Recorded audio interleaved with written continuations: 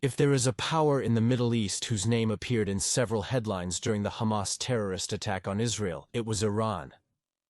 And it's no secret that the country of the Persians is a staunch enemy of the Jewish state, to the point that today it is allied with fundamentalist groups that proclaim jihad against Israel.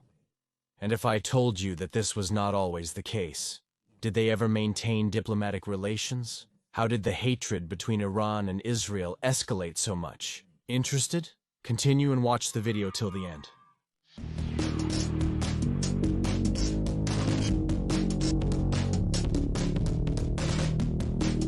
To place the beginning of relations between Iran and Israel, we have to go back to 1948, which is when the Jewish state was born, after UN Resolution 181, in which the United Nations member states voted for or against the partition of the Palestine Mandate into two states.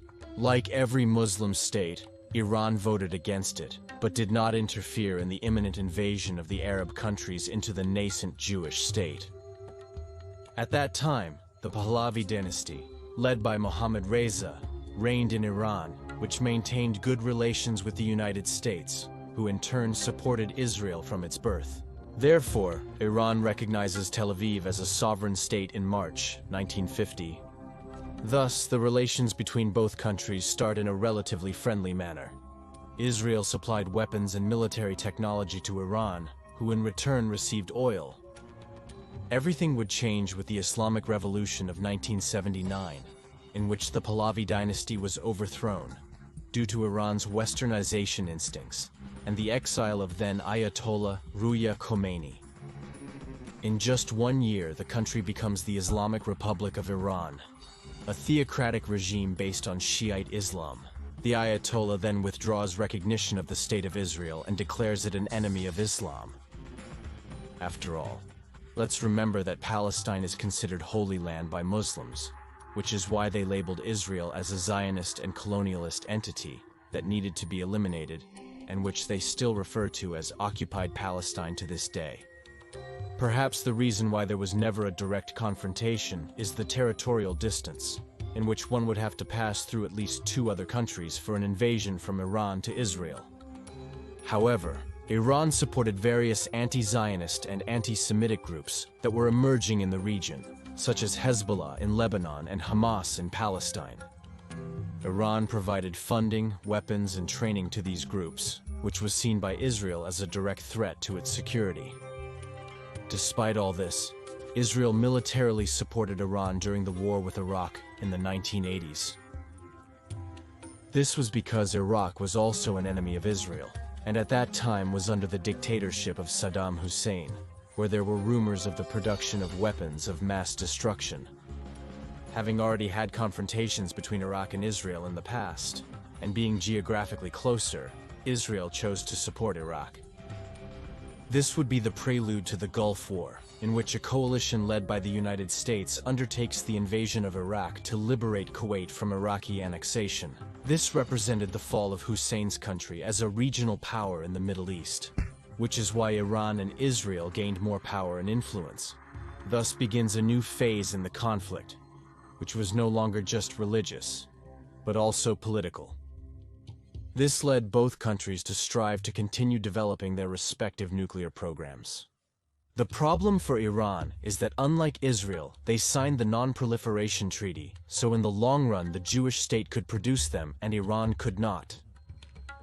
We are now during the reign of the current Ayatollah, Ali Khamenei, who literally designated Israel as a cancerous tumor that needed to be removed from the region.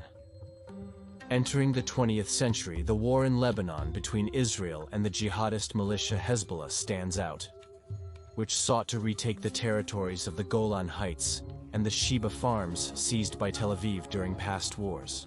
As expected, this group received full support from Iran, and in fact, it was seen as the first round of the Iran-Israel proxy conflict. Another ally of Iran in the region is Bashar al-Assad's Ba'athist Syria, where Tehran safeguards certain military bases.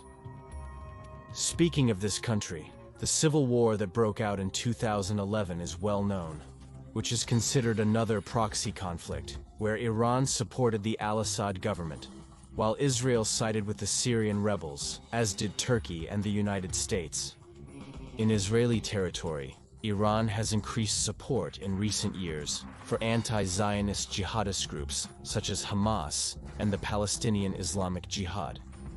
In response, Israel supports resistance groups within Iran that seek to return secularism to the country, such as the National Council of Resistance of Iran or the Iranian Kurdistan Democratic Party. Another interesting issue is how Israel supports other countries that are not direct enemies of Iran, but could represent a threat in the future. Such is the case with Azerbaijan in its conflict against Armenia, to which it provided weapons in all its confrontations. This is because in Iran, there is a number of Azerbaijanis even greater than the one living in Azerbaijan itself, so the separatism of this region known as Iranian Azerbaijan is present, which has at times strained relations between Iran and Azerbaijan. Fast forwarding to 2023, the recent terrorist attacks by Hamas that claimed the lives of over 1,000 Israeli civilians were openly celebrated by the Ayatollah, who has positioned himself on the side of the Palestinian people, who in turn suffered a harsh attack by the Israeli forces in retaliation, which, let's remember, are never represented by the organization. Truth be told, these attacks have suited Iran very well, given that relations between Israel and Tehran's other regional rival, Saudi Arabia, were on the verge of imminent normalization. However, after Israel's abuse with reprisals against civilians in the Gaza Strip, this normalization has been frozen, music to the ears of the Ayatollah. So as you can see, the conflict between Israel and Iran began over a religious and claim issue, but it turned into a real upcoming war for supremacy in the region. Perhaps the only reason we haven't yet found a direct confrontation is geography, being separated by more than one border. But anyway, the consequences of this rivalry have already taken many human lives. Do you think the countries will ever find a rapprochement to dialogue? Don't forget to leave your comment and subscribe to the channel. Also, I leave you in the description my social networks, and in case you want to see the new videos in pre-premiere and have a greater interaction with me. Your donations on Patreon, unamanito.net, or channel members are welcome. See you next time.